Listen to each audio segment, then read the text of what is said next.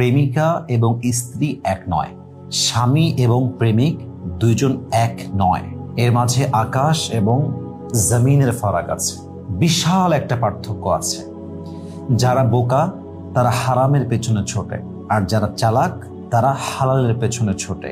আপনি যদি খুব ডিপলি চিন্তা করেন, আপনি দেখবেন খেয়াল করে যে আপনার প্রেমিকা আপনার যত্ন করার জন্য বাধ্য নয়, কিন্তু আল্লাহ তাআলা স্ত্রীকে এটার জন্য দায়িত্ব দিয়েছেন এমন ভাবে যে এটা ডিভাইনলি অব্লিগেটেড। আল্লাহর পক্ষ থেকে স্ত্রী বাধ্য আপনার যত্ন নেওয়ার জন্য। আপনার কখন কি লাগবে, কি প্রয়োজন, কেমনে আপনার যত্ন করতে হবে, কেমন করে আপনাকে রান্না করে খাওয়াতে হবে, এটার জন্য আপনার ওয়াইফ আল্লাহর পক্ষ থেকে দায়িত্বশীল। কিন্তু আপনার গার্লফ্রেন্ড দায়িত্বশীল নয়, সেটার জন্য অ্যাকাউন্টেবল নয়। কিন্তু আপনার ওয়াইফ যদি আপনার দায়িত্বতে অবহেলা করে, যত্নে অবহেলা করে, আপনার স্ত্রী এটার জন্য আল্লাহর কাছে জবাবদিহিতার কাঠগড়ায় তাকে দাঁড়াতে হবে।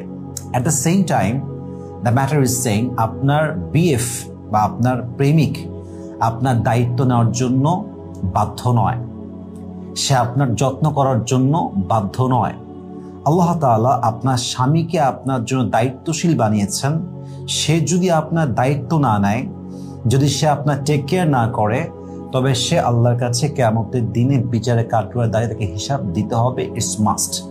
এজন্য প্রথম পার্থক্য আপনাকে বুঝতে হবে যে প্রেমিকা কিংবা প্রেমিক কেউ কারোর দায়িত্ব নেওয়ার জন্য বাধ্য নয়, কেউ কারোর জন্য যত্ন নেওয়ার ক্ষেত্রে তারা কোনো বাধ্য নয়।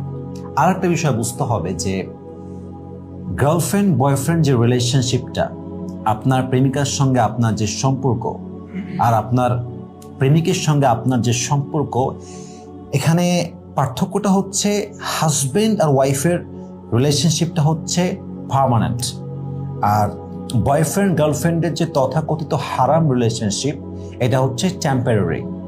এবং এই সম্পর্ক এতটা ঠুনকো, জাস্ট চায়ের জায়গায় কফি হয়ে গেলে সম্পর্ক ভেঙে যায়। একটা বার্থডেতে উইশ করতে ভুলে গেলে সম্পর্ক ভেঙে যায়। জাস্ট একটু ডান বাম হলেই হারাম সম্পর্ক ভেঙে যায়। কিন্তু হাজব্যান্ড অ্যান্ড ওয়াইফের রিলেশনশিপটা এতটা ঠুনকো নয়, এতটা উইক নয়। It's really strong relationship. এটা একটা পারিবারিক বন্ধন, এটা একটা হালাল বন্ধন, এটা চাইলেও সহজে ভেঙে দেওয়া যায় না। অতএব বয়ফ্রেন্ড গার্লফ্রেন্ড হারাম রিলেশনশিপটা হচ্ছে টেম্পোরারি, হাজব্যান্ড অ্যান্ড ওয়াইফের রিলেশনশিপটা হচ্ছে আল্লাহর পক্ষ থেকে একটা সম্পর্ক।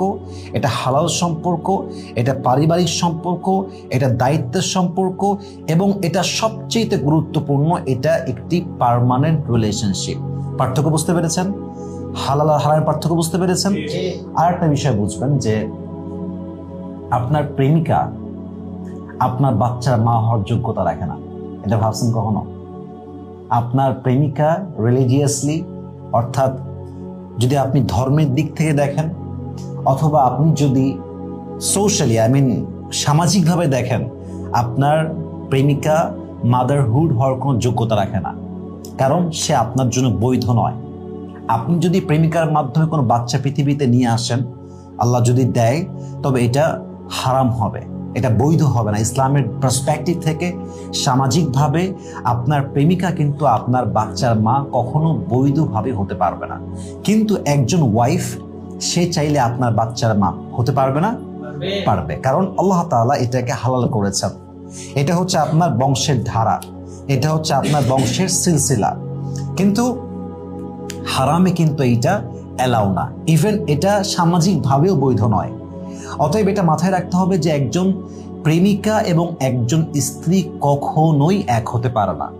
আর একটা জিনিস বলছেন, হারাম রিলেশনশিপে কোনো শ্বশুর বাড়ি থাকে না, কিন্তু হালাল রিলেশনশিপে শ্বশুর বাড়ি আছে না নাই?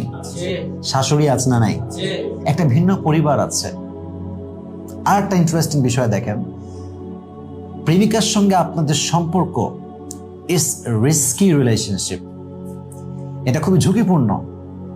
কোথাও মিট করতে গেছেন, ভয়ে কাঁপতেছেন। কোনো হোটেলে যাবেন, আপনি ভয়ে কাঁপতেছেন। আপনি কোথাও কি 2 মিনিট বসে বসে কথা বলবেন, হায় হায় হায়, বাপ দেখে ফেলতে পারে, মা দেখে ফেলতে পারে, বন্ধু দেখে ফেলতে পারে, অমুকে দেখে ফেলতে পারে, একটা ভয় আছে। কিন্তু হালাল সম্পর্ক হচ্ছে একদম সেফ। আপনি আপনার বউকে বিয়ে করবেন, আপনি পার্কে গিয়ে ঘোরেন, আপনার বউকে নিয়ে আপনি 5 স্টার হোটেলে গিয়ে স্টে করেন, আপনার বউকে নিয়ে আপনি নদীর ধারে ঘুরে বেড়ান, আপনার বউকে নিয়ে আপনি রিক্সায় ঘোরেন, একটা বাসা ভাড়া নিয়ে থাকেন, নট আ বিগ ডিল। কারণ আপনার রিলেশনশিপটা হালাল। আপনার বাপ জানে, আপনার মা জানে, আপনার ফ্রেন্ড সার্কেল জানে, সোসাইটি জানে, আপনার আশেপাশের সবাই জানে যে আপনারা দুইজন হাজব্যান্ড ওয়াইফ, সেফ রিলেশনশিপ। মনের মধ্যে চাপ নাই, এই বুঝি দেখে ফেললো, এই বুঝি জেনে গেল, এই বুঝি আমার গোমর ফাঁস হয়ে গেল। এই রিস্কটা কিন্তু হালালে নেই। এই জন্য দেখেন আল্লাহ তাআলা কি বলেছেন। আল্লাহ বলছেন যে ومن آياته أن خلق لكم من أنفسكم أزواجا لتسكنوا إليها وجعل بينكم مودة ورحمة। আল্লাহ বলছেন আমি এই স্বামী স্ত্রীর সম্পর্ককে তৈরি করেছি 3টা উদ্দেশ্যে। বলেন তো কয়টা উদ্দেশ্যে? 3টা। এই 3টা উদ্দেশ্য পেলেই এই রিলেশনশিপের মিনিং আছে, otherwise there is no meaning of this relationship. দেখেন তো মিলে কিনা আপনাদের সাথে। 1 নাম্বার হচ্ছে ভালোবাসা। 1 নাম্বার কি? তার আগে আল্লাহ বলেছেন আজওয়াজা লিতাসকুনু ইলাইহা। যদি কোরআনের সিরিয়াল অনুযায়ী বলতে যাই, 1 নাম্বার হচ্ছে শান্তি, মনের শান্তি, ব্রেইনের শান্তি। আপনি আপনার ওয়াইফকে দেখে মনের শান্তি খুঁজে পান কিনা? আপনি আপনার হাজবেন্ডকে দেখে মনের শান্তি খুঁজে পান কিনা? যদি পৃথিবীর সব জায়গায় ভালো লাগে আর বইয়ের কাছে আসলে খারাপ লাগে, যদি পৃথিবীর সব জায়গায় ভালো লাগে, সবাইকে ভালো লাগে, স্বামীকে দেখলে যন্ত্রণা বেড়ে যায়, এটা কোনো স্বামী স্ত্রীর সম্পর্ক নয়। এখানে প্রথম উদ্দেশ্যই গায়েব হয়ে গিয়েছে। উদ্দেশ্য ছিল মনের শান্তি। কিসের শান্তি? মনের শান্তি নাই। এই শান্তি নাই মানে আপনার বিয়ের মূল উদ্দেশ্য গায়েব হয়ে গিয়েছে, এটা নাই, ডিসঅ্যাপিয়ার হয়ে গিয়েছে। অতএব প্রথম উদ্দেশ্য হচ্ছে মনের শান্তি। 2 নম্বর উদ্দেশ্য হচ্ছে ভালোবাসা, সম্মান, আন্তরিকতা, হার্ট কানেক্টেড রিলেশনশিপ। আপনি আজকে বয়স 25, আপনার বয়স যখন 60 হবে, আপনার পাশে কিন্তু আব্বা আম্মা থাকবে না, তারা মারা যাবে। ন্যাচারাল যে প্রসেসটা আছে পৃথিবীর সেটা বলতেছি। সন্তান বিয়ে করে আলাদা হয়ে যাবে, একজন স্বামীর পাশে কে থাকবে? বউ থাকবে, ওয়াইফ থাকবে। মাওয়াদ্দা, ভালোবাসার সম্পর্ক আজকেই শেষ না, দুনিয়াতেই শেষ না, এটা জান্নাতেও আছে না নাই? ভালোবাসার সম্পর্ক, উদ্দেশ্য ভালোবাসা তৈরি করা। 3 নাম্বার ওয়ারহমা, একে অপরের প্রতি দয়া হওয়া, মায়া হওয়া। এই দয়া এবং এই মায়া দিয়ে পুরো পৃথিবী টিকে আছে। আজকে দয়া আছে বলেই মানবতা বেঁচে আছে। দয়া না থাকলে কি মানবতা থাকবে?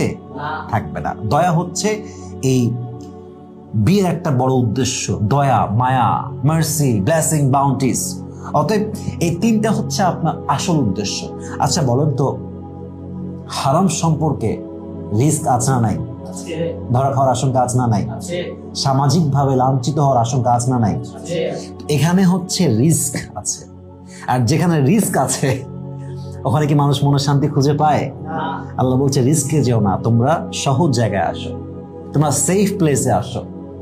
আজকে আপনি বিয়ে করেছেন, হোটেলে থাকবেন আপনার ওয়াইফকে নিয়ে গিয়ে, আপনার কোনো ভয় নাই।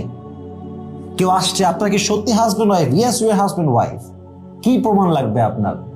বাপকে কল দিবেন, দেন, মাকে কল দিবেন, দেন, not a big deal, they know about it, no tension, কোনো সমস্যা নাই। আপনি বাসায় আসছেন, আপনার গার্লফ্রেন্ড তার নিজের বাসায়, আপনি আপনার বাসায়। আপনি বাসায় এসে একা একা শুয়ে আছেন, আপনাকে খাওয়াই দিবে আপনার কেউ নাই, মশে টাঙাই দিবে কেউ নাই, আপনার কাপড় ধুয়ে দিবে কেউ নাই, একটু চা করে খাওয়াবে কেউ নাই। ভালোবাসা নাই লাইফে। আর যেটা আছে ওটা ওই জায়গায় আছে যেখানে রিচ করা যাচ্ছে না। রিচ করা কেন যাচ্ছে? কারণ এটা হালাল না। আর একটা বিষয় খেয়াল করেন, স্বামী স্ত্রীর সম্পর্ক হচ্ছে এমন সম্পর্ক যেখানে যত আঘাত লাগুক, মারামারি হোক, দিন শেষে আবার মিলে যায়। সকালে এমন মারামারি হয় যে রাতে মনে হয় আর কোনোদিন কথাই হবে না, রাতে গিয়ে আবার দুইজন একসঙ্গে মিলে যায়। কিন্তু হারামের ক্ষেত্রে সমস্যাটা কোথায়? মারামারি হয়ে গেল, কাটাকাটি হয়ে গেল, তার বাসায় থেকে গেল, তার বাসায় সে থেকে গেল, কোনোদিন দেখা হবে কি হবে না শিওর না, শেষ এখানে সম্পর্কটা। তার মানে হালালের মাঝে মনের শান্তি আছে, সুখ আছে, হালালের মাঝে একে অপরের প্রতি দায়িত্ব আছে, ভালোবাসা আছে, আছে না নাই? আবার হালালের মধ্যে কি আছে?